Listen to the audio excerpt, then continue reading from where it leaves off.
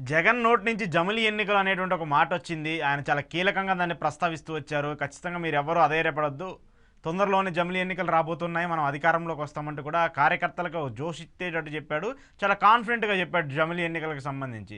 అంటే ఇది ఏమన్నానంటే వాళ్ళకి ఒక ఇన్ఫర్మేషన్ ఉండి గట్టిగా మాట్లాడుతున్నారా? ఈ అంశాన్ని పదే పదే వైసీపీ లేదంటే కేడర్‌లో ఒక ఉత్తేజం తీసుకురావడానికి మాట్లాడుతున్నారనుకోవాలా? తదుపరి ఎన్నికలొచ్చేంత వరకు జమిలి మారుమ్రోగుతా ఉంటుంది. హ్మ్. అదెప్పుడొస్తుందో తెలీదు. అదెప్పుడొస్తుందో మోడీ గారికి, అమిత్ షా గారికి తప్ప బీజేపీవోళ్ళకి గూడా ఎవరికీ తెలీదు. హ్మ్.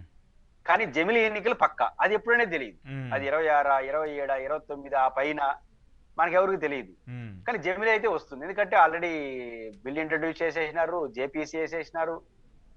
ఎవరైతే జమిలి పట్ల డ్రీమ్ ఉందో హ్మ్.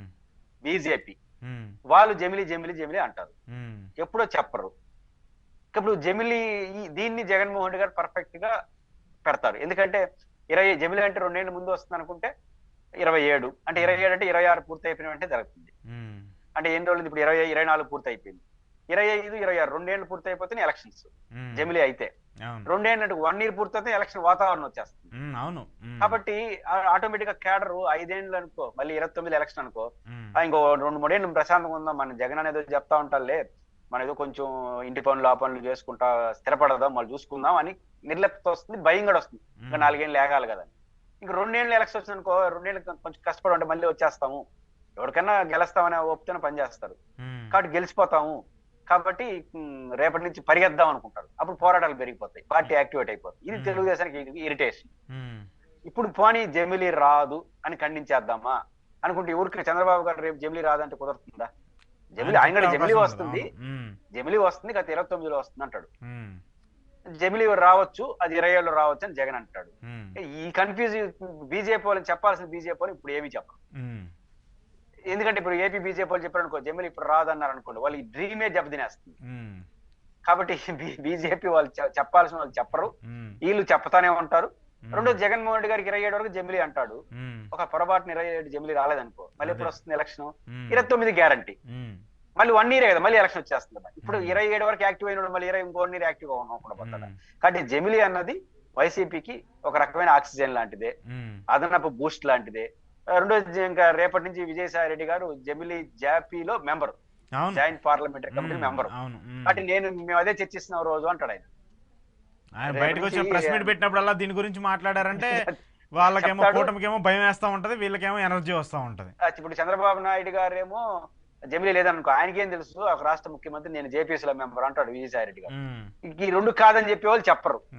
బీజేపీ వాళ్ళు చెప్పరు. ఓకే. కాబట్టి జమిలీ అన్నది తెలుగుదేశం భయపడదు. ఇరిటేషన్. హ్మ్. ఇప్పుడు 27కి వస్తుంది ప్రభుత్వం గదా! ఇప్పుడు జగన్మోహన్ రెడ్డి గారికి ప్రభుత్వం మీద తప్పులు ప్రశ్నించడం తప్ప ఆయనకి ఇంకొక పని ఉండదు. హ్మ్. సమాధానం చెప్పే పని ఉండదు. ప్రశ్నించే పని ఆయనకుండేది. ఇప్పుడు తెలుగుదేశం పార్టీకి సమాధానం చెప్పాలి. జగన్ ప్రశ్నించాలి. ప్రజలు మెప్పు పొందాలి. పరిపాలించాలి. 36 సమస్యలున్నాయి. అధికారంలో ఉన్నోడికి ఎప్పుడు ఆ సమస్యే. 29 వస్తే తన పరిపాలన రూట్‌ను ఒక రకంగా పెట్టుకుంటాడు. 27 వస్తే పరిపాలన పద్ధతులు మార్చుకోవాలి. పైకి చెప్పరు. హ్మ్. పూర్తిగా మార్చుకోవాలి. ఎలక్షన్ యాక్టివిటీకి వెళ్ళిపోవాలి. హ్మ్. ఇప్పుడు ఎలక్షన్ యాక్టివిటీకి ఈ రోజు నుంచి వెళ్ళాడనుకో 27కి వచ్చేసరికి అన్నీ అయిపోతాయి. ఖాళీ అయిపోతుంది బడ్జెట్. మళ్ళీ బండి కూడా నడవదు. హ్మ్. అలాగని వదిలేసి 29 అని నమ్మకం పెట్టుకున్నావు అనుకో, ఇప్పుడు నుంచి టైట్‌గా ఉన్నావు అనుకో, 27 ఎలక్షన్ చేసినట్టే మొత్తం మూతికొల్లాలుతాయి. కానీ అవునవునవును. అధికారంలో ఉండే వాళ్ళకి ఈ ఒత్తిడి ఉంటుంది. హ్మ్. అది చంద్రబాబు గారు ఉంటుంది. వాడు ఉంటుందో లేదో తెలీదు గానీ, ఇక్కడ కార్యకర్తలు యాక్టివ్ అయిపోతారుగా. అవుతున్నారు. అలాగే వైసీపీ కార్యకర్త జగన్ గారు గూడా కొన్ని నియోజకవర్గాలకు సంబంధించి కొత్త వాళ్ళకి అపాయింట్ చేస్తూనే ఆయన గూడా ఎప్పుడైనా ఎన్నికలు రావచ్చు. మీరందరూ ఈలోపు పార్టీని బలోపేతం చేయాలని చెప్పేసి ఒక ఇండికేషన్ గూడా ఇస్తున్నారు. తెలుగు వైసీపీ సాధారణంగా యాక్టివ్ అయిపోతుంది. హ్మ్. త్వరగా వచ్చేస్తే మళ్ళీ గెలుస్తామని. హ్మ్. తెలుగుదేశం కార్యకర్తలు ఎక్కడ యాక్టివ్ అయిపోతారు. దేనికి? మనం మనం మంచో చెడ్డో ప్రజలకి ప్రజాసేవ చేసేవాడు ప్రజాసేవ, సొంత సేవ చేసుకుంటూ సొంత సేవ 2 ఏళ్ళు చేసుకోకపోతే మళ్ళీ ఎలక్షన్ వస్తుంది. ఏమవుతుంది? ఆ పనిలో బిజీ యాక్టివ్ అయిపోతారు. హ్మ్. అంటే ఒత్తిడే పెరిగిపోతుంది చంద్రబాబుకి. ఇంక 2 ఏళ్ళే కదా ఉండేది. మా సంగతి తెలుసు. ఇప్పుడు మీకు అశోక్ అనే ఆయనకి ఈ రోజు పదవి అడుగుతాడు. నెక్స్ట్ అశోక్ అంటాను. హ్మ్. కానీ 27 అన్నావు అనుకో నువ్వు ఒప్పుకోవు కదా! నాకు నెక్స్ట్ ఆడ సార్ ఉండేది 27 ఎలక్షన్ నాకు ఇప్పుడే చేయాల్సింది అంటారు. హ్మ్. హ్మ్. కాబట్టి ఈ ఒత్తిడి చంద్రబాబు నాయుడుకి అనేక రకాల ఒత్తిడుంటాయి. జగన్‌కి ఏ ఒత్తిడి లేదు విమర్శించడం తప్ప. ఓకే. ఓకే. కాబట్టి ఖచ్చితంగా జగన్ గారు జమిలీ నామస్మరణ మానడు. ఓకే.